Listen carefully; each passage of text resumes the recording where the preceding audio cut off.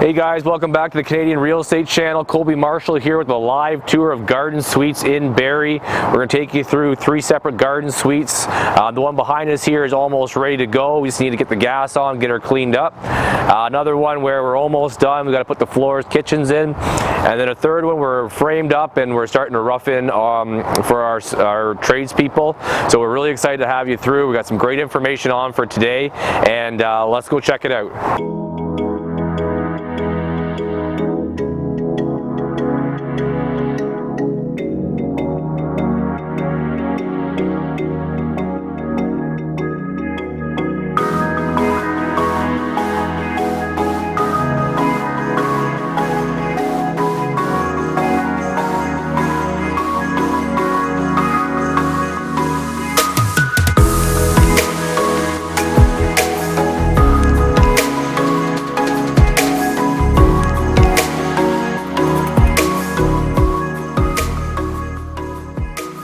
Hey guys, Colby Marshall here. We got some live videos being shot here in regards to garden suites. We got one of the garden suites we have under construction right now, over 900 square foot with a full finished basement. This is a real gem right now because Barrie has changed their mind not allowing basements. So we're going to do a quick walkthrough.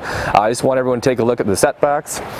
So Barrie changed the setbacks from 2 feet from the lot line to about 10 feet. So this house here almost meets all the required setbacks from the side yard and things like that. So this is the tree here that we allegedly killed, but seems to be still kicking. If you were following us in the newspaper, that was a big issue for us. But let's go take a look inside and check things out. So coming inside, we've got our basement constructed. Everything's framed up now, so we're getting ready to start roughing in. We've just finished our HVAC rough-in. We've got the roof on, all the windows. Gorgeous, nice, big 900 square footer. We got stairs going downstairs here in the near future. We're pouring the concrete floors in the near future as well, probably next week for some nice weather. And yeah, I just want to take a quick walk through. So you got your entrance door here. You come on into your mudroom. This area here, we've got our patio door going out, so we'll have a nice deck out the back, and kitchen up in this area here. You can see where the plumbing is getting roughed in, so you'll have your sink right underneath the window here, and the stove and everything going up as well. You come on down this way. We've got our bathroom area in this area here, nice in-suite stackable laundry, and then 2 nice big bedrooms on the back end here. So you can see one bedroom in this area here, decent size, and then the master suite as well. So we're gonna have 2 bedrooms up, another 2 bedrooms and a rec room in the basement. 1,800 square feet of finished space, and again, this does have the basement in it, which is not allowed anymore. So all the other ones that we're going to be building are going to be a little bit smaller than this because Barrie has implemented the 800 square foot maximum footprint. So you can see how this is going to be shrinking it down and kind of minimizing the amount of families we can help out with the minimal square footage. But the residents, you know, they're getting pretty upset about the size of these things. So that's what Barrie did to kind of keep the residents happy and remove some affordable housing options. But it is what it is. So we'll keep the tour going here, and this is at one of the houses at a framing stage. So just like some quick questions here. Sure. So anything that was started at a certain point, like what gave it a grandfathered in, right, like, that allows you to continue to do the basement? Great question. So when the bylaw changed back in late October, they stopped any permits that weren't deemed to be complete. So you had to have your truss design, your heat loss, your floor plans, your grading plan, everything submitted, the city deeming it to be complete. If you had that all submitted before that vote in October, then you're allowed to continue building under the grandfathered in rules. Anything after the fact got scrapped and has to go to the new rules. We had a couple clients that kind of got caught there. Luckily enough, their lots were big enough, so we were working with them to start getting qualifications under the new rules, but the city of Barrie hasn't even produced the new rules yet. They don't even know what they're doing yet. So we're biting our fingernails here, hoping to see what comes out here the next couple of weeks, because there's a lot of engineering they're asking for now with these new scope site plans. So we want to get going, and we're just sitting on our hands waiting for them right now. Okay, and besides the big pushback on NIMBYism, or people who don't want to see this in their backyard or their neighborhood, do you think this is a lack of due diligence from the city? Is it like because like Barrie is kind of the first one to start doing garden suites? Are other cities gonna map off of the things that have been learned here, or what do you think? I think the city of Barrie, you know, was when they did the bylaw first, the pendulum was swung really far one way. Pro-development, get as many of these affordable units in as possible, and the residents didn't know what was going on. And now, after all the NIMBYism and all the people making the comments and planning staff getting involved and reevaluating the situation, the pendulum's pretty well swung 100% the other way. It wasn't really a happy medium. There was actually comments made by planning staff, so these are professional city planners, that recommended that there was a happy medium for the setbacks with the 3 meters on all sides.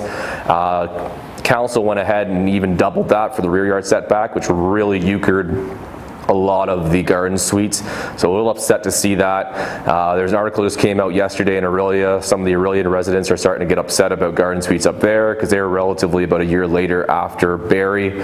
So hopefully Orillia doesn't follow suit. Hopefully they want affordable housing and we can help them out in that area more. And there's a lot of big lots up that way too. So awesome. Hey guys, Colby Marshall here again. Just checking out another garden suite that we were building. I think this is on our July video. We had the hole in the ground. We had a bit of a video putting the footings in, putting the concrete foundation. Now we're almost done it, so we'll come in and take a look and see what she looks like. So this building here is about 625 square feet on the main floor and another 600 square feet in the basement. We got all vinyl siding. So around the back here we had to do a retaining wall to meet our height requirements. We'll take a look at what that looks like. So if you come on in, everything's framed, painted, ready for flooring. We're just waiting for Enbridge to come turn the gas on so we get some heat in here, so we can get the flooring down. So you can see here, we're gonna have our nice kitchen come across here, a little dining room area in this area here, living room here, stackable washer and dryer in this area. This one we went ahead and put a skylight in as well. We're pretty high up, so we didn't want to have a window overlooking the neighbors, so we're respectful of their privacy. Put the skylight in for our natural light. And we come in here, here's a nice big 1-bedroom for the unit, and it has an ensuite bathroom as well. So this is the main floor, and we'll go downstairs and check out the basement on this one as well. Okay guys, here we are in the basement of a garden suite. We're not allowed to do these anymore, but you know, this is the additional square footage that we were adding to the garden suites. We've got another bathroom downstairs, an additional bedroom, nice big rec area. If you turn around behind us here, we'll go into the utility room. All our garden suites have full HVAC systems. So if you can come around the corner here, we've got our HRV, we've got our on-demand hot water heater, we've got a full furnace, air conditioning, we've got the whole gambit here in our garden suites. We're sorry to see the basements go. We're still going to be putting the full HVAC systems in. We're going to be having a crawl space now instead, and it's just a shame to lose all this usable square footage. But would you say there's any big things investors should be considering, like how they're gonna get all the materials and construction pieces? Like that retaining wall must not have been easy to put in with a whole house kind of in the front. Yeah, so the retaining wall, we're getting into grading plans now, so the retaining wall was something that we had to do after the fact with the slope. We had to do that to retain the dirt at the back. With the new regulations, I feel that the biggest thing that's going to be overlooked is the importance of the trees.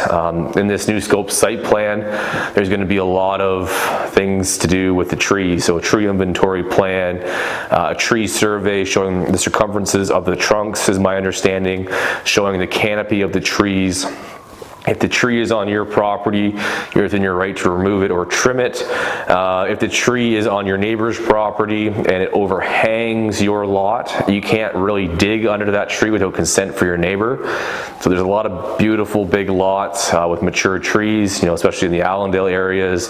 This area here up by the college and the hospital, a lot of bigger lots here as well. So just be cognizant of the trees is going to be a big one. If there's, you know, big canopies, 9 times out of 10 with this new legislation, new stuff they're bringing out, we don't know exactly what it's going to read yet, but we're going to have to be careful of the canopies and a lot more cognizant of the trees, which is fair enough. You know, we do want to protect the trees as much as possible, but just be aware that you might not be able to build your garden suite without the permission of your neighbor if that tree is on their side of the lot line.